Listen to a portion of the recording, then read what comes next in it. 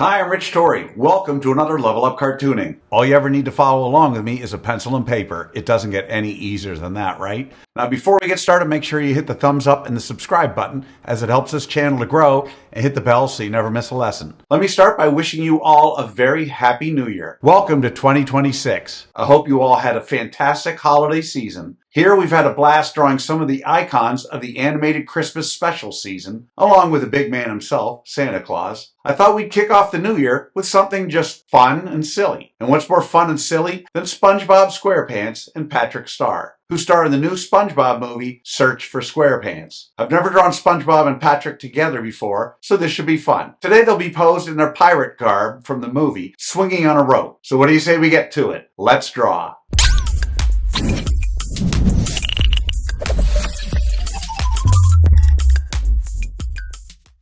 We're going to draw SpongeBob and Patrick step by step, giving you the secret formula to be able to draw them again and again. If you've watched my other videos, you know I normally use the character's head to figure out how big the entire character is. Well, SpongeBob is one of those characters whose head and face and body are all contained in the same shape. Sort of like Bluey or Finn and Jake from Adventure Time. So when it comes to mapping out the features in that head, face, body shape, it helps to use guidelines to know where those features should be sketched in. So just look for that as we go along. SpongeBob's head, body, and face are contained in a rubbery, bendable rectangle, sort of like a rubber box of Cheerios with arms and legs. Patrick has the same sort of issue in that his head and his face aren't really separate from his body either, although it's a much different shape than SpongeBob's. It's sort of like a rubbery onion shape with arms and legs, but no hands or feet. One thing to look for: the height we use to draw the face and head portion of Patrick's body is about the same height as SpongeBob's entire body, meaning that rubber box of Cheerios, not counting his limbs. Anyway, just some clues to help you get your proportions right. All right, so what do you say we get started with a roadmap for today's pose of SpongeBob and Patrick from the new movie, Search for Squarepants?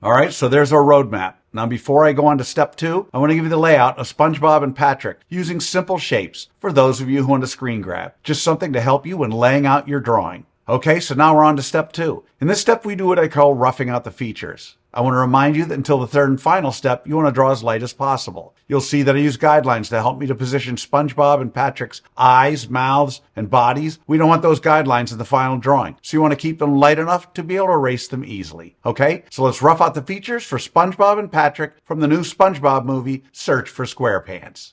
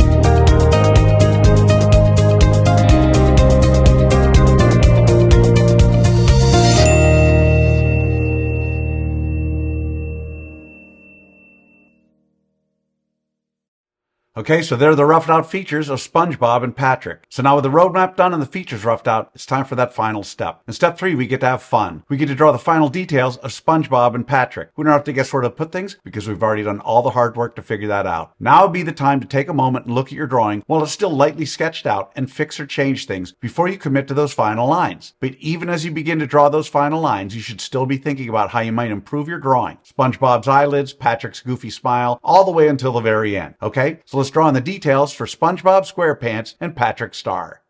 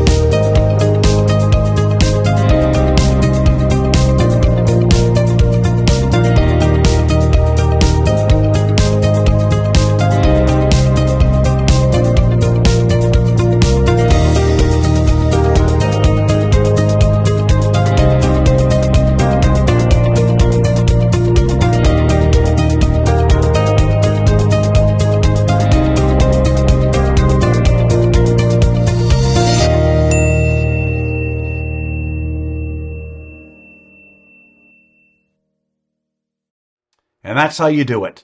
There you have it. From the new SpongeBob movie, Search for Squarepants, SpongeBob and Patrick. So how do you think you did? Understand, if you've never drawn SpongeBob or Patrick before, you can't expect to have drawn them perfectly on your first try. You'll notice I don't spend time coloring SpongeBob or Patrick during this video because I want my lesson to focus solely on the drawing process. Now you have the secret formula, the process for drawing SpongeBob and Patrick. And with that, you can draw them again and again. And by all means, color them when you're done. I promise each time you draw them, it'll be a little better and a little easier. I also promise the more you work with me, the better you're going to get at all of your cartoon characters. So I'd love to see your drawing of SpongeBob and Patrick. If you can, take a picture and post it on either Facebook or Instagram. And don't forget to include the hashtag #LevelUpCartooning. I hope you had as much fun as I did with this one. Remember to subscribe, and thanks for joining me. And again, wishing you all a very happy new year. Until next time, keep drawing, my friends.